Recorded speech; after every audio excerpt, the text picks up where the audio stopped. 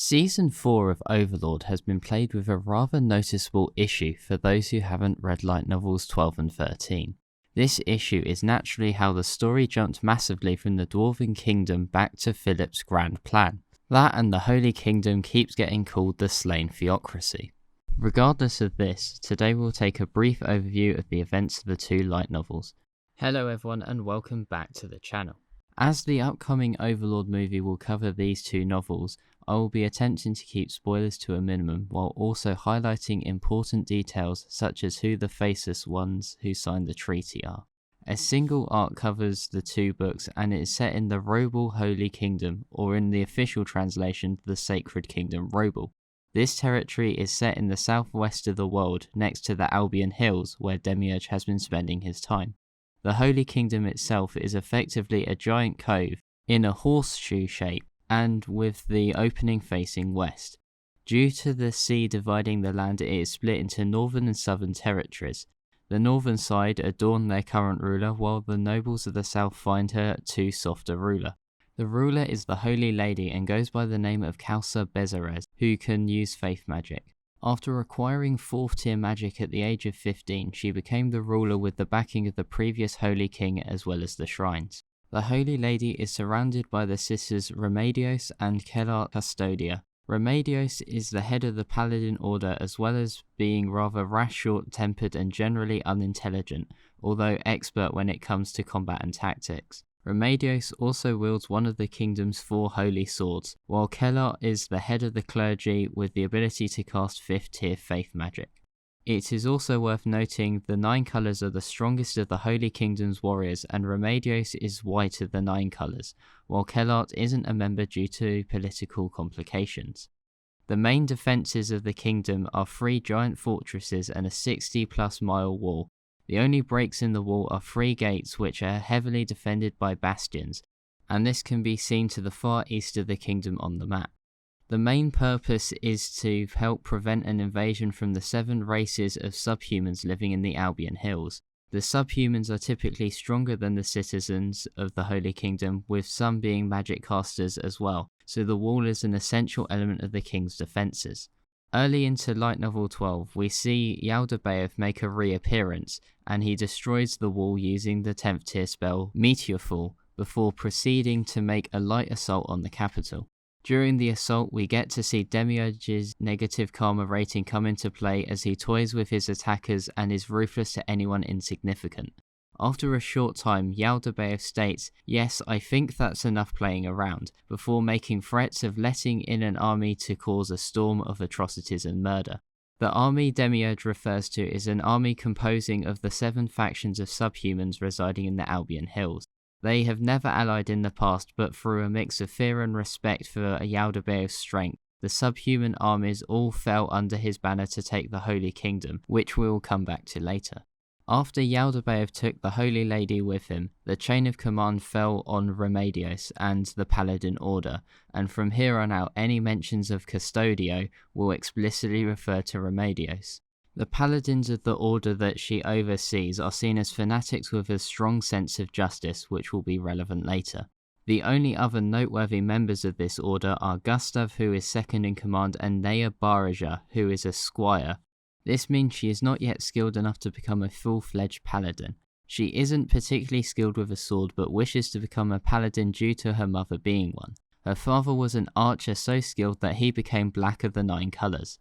Neia inherited her father's aptitude for archery, although she isn't as well trained as he is. Neia also inherited her father's beady black eyes that make her look like she is permanently scowling. This scowl is so severe that even Ains is unsettled by them. Neia and Remedios also do not get on well with each other, and Gustav often has to step in to act as a buffer between the two. After the fall of the Holy Kingdom, and after acknowledging that Custodia was unable to effectively wound Yaldabaoth, the Paladin Order had several long meetings as well as a meeting with Blue Rose to discuss their options going forward. They decided to head to the Sorcerer Kingdom to enlist the help of the adventurer Momon. They chose Momon as in the past, Momon was the only being that was able to face Yaldabaoth and win. Some bias from Evil Eye may also have had a factor. After arriving at the Sorcerer Kingdom, they are quickly confronted with a giant statue of Ains. Furthermore, they get to see quite how transformed Irantel has become under Ains' rule, with undead and subhumans on and around the gates. After a welcoming talk from Anaga, they were able to enter the city and have an audience with Ains to make their proposal. During the talks, Ains makes it abundantly clear how pivotal Momon is to the peace of Irantel, as well as the people only accept the king's rule because of the belief Momon is ensuring Ains acts in the best interest of the people. As such, Ains proposes Momon be sent in 3 years. Neia interjects herself without permission and then lowers this to 2 years. Even though she acted in the best interest of the Holy Kingdom, this only angers Remedios. From here the discussion comes to an end and the Paladins return to the hotel in which they are staying. Shortly after, Ains turns up at the hotel and they continue to discuss the proposal without Albedo's presence. Ains agrees to defeat Yaldabaoth in Momon's place, under the condition that in return for his help, Ains gets to keep Yaldabaoth's combat maids. Ains states that he is under the impression that Yaldabaoth's combat maids are under a form of mind control, and that is why they're working for Yaldabaoth. Naturally, Yaldabaoth's combat maids are actually the Pleiades minus Narborough Gamma. This shows that in addition to Demiurge's plan, the ultimate motivation behind Ains' action is to allow more of Nazarik's resources to be publicly used by him. Although the Pleiades does serve him, due to their association with Yaldabaoth, for the maids to be seen publicly in Ains' presence would be confirmation of the Theocracy's abandoned theory that Ains and Yaldabaoth are working together. The only issue with this plan is that as Custodios is a member of the highly religious Paladin order, she is adamant about not working with the undead, and only does so out of necessity. As such, the entire time, Remedios is highly suspicious and untrusting of Ains and his motivations, while everyone else is thankful for his help. This also causes Remedios' actions to be fueled by a desire to exploit the Supreme Being as much as possible. As Ains is only contracted to defeat Yaldabaoth, Custodios wants to drag out this objective being achieved for as long as possible, so Ains also has to beat Demiurge's army of subhumans. As mentioned earlier, Remedios detests Neia almost as much as Ains, so naturally in order to get rid of both, Neia is assigned to be Ains' aide. This means the two often find themselves alone unless an important meeting is taking place, and Remedios has allowed Ains to be invited. Conversely, this means Neia gets a lot of time to visit meetings she would otherwise not be privy to, either in the place of or alongside the Sorcerer King. Over time, Neia goes from fearing the Sorcerer King to respecting his humility and proficiency as a ruler. Naturally, a lot of this humility comes from Ains acting as he normally would when not putting on the act of a ruler, and this proficiency comes from the notes that he was given by Demiurge as to what to do. The forward-thinking Ains also gave Neia a bow called Ultimate Shooting Star Super, which he claimed to have been made from Dwarven rune technology. Ains gave Neia this bow so she could flaunt it in front of the other members of the Order, and as a way to kickstart the market for weapons made from Dwarven runes after acquiring the runesmiths from the Dwarven Kingdom. Ains' contributions to the talks naturally proved invaluable to the progress of the Paladin force, and they quickly found themselves in a position to take a camp that was rumoured to have nobility in it.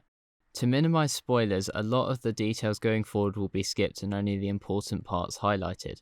Combat particularly will be skipped as this will be most likely to be covered in the movie. So we skip to post-liberation of the camp, where they discovered a member of royalty who goes by the name of Caspond, and is the older brother of the Holy Lady Calca. This means Caspond has temporary rulership over the Holy Kingdom, and unlike Calca, Caspond has far greater favouring with the southern nobles, giving him extra resources to use to his advantage. After Caspond has been freed, the remnants of the Holy Kingdom face a siege. By this point, food was already getting low, and the issue would persist for the remainder of the arc. This food crisis is why a trade route had to be established between the Holy Kingdom and the Sorcerer Kingdom. This is the same route that Philip decided to attack later on, and is not a trade route between the Sorcerer Kingdom and the Theocracy as the anime stated. During the siege, Ains was unwilling to participate as he claimed he wanted to conserve mana for the fight with Yaldabaoth if he should appear. Despite this, Ains intervened when Custodia came under heavy attack.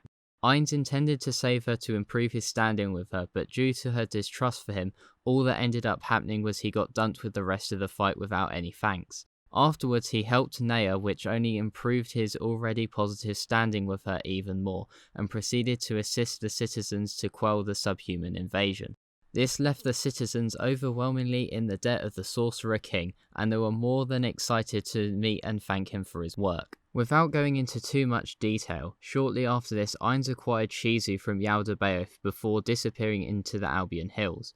During the time Ains was away, Neia began preaching about Ains and how Ains was justice and that weakness is wickedness. The time she had spent with Ains had caused her fanatic sense of justice to become twisted to the point where Neia believed the Supreme Being himself was a symbol of pure justice, and that justice motivated his every action. While this may have been true of Lord Touchme, it isn't fair to say this is true for Ains. Regardless, Neia used this rhetoric as well as testimonies of those the Sorcerer King had saved from death to form a cult around the Supreme One. This cult would grow in popularity and gain enough political power to become the Faceless ones who ended up signing the treaty displayed in Season 4, Episode 8. After skipping approximately half the book, we see the arc resolve and Ains is allowed to return to the Sorcerer Kingdom. The ruler of the Robel Holy Kingdom is now indebted to Lord Ains and very grateful for his support. This builds the foundation for trade for resources such as food, which the Holy Kingdom is now in desperate need of. Naturally, to reduce spoilers for the upcoming movie, a significant amount of the content, particularly for Light Novel 13, has been skipped, including the vast majority of how the arc concludes. But this should be ample to understand the series of events that has led to Light Novel 14 and where the anime currently is, and understand how it may unfold going forward. Thank you for watching, and I hope you enjoyed.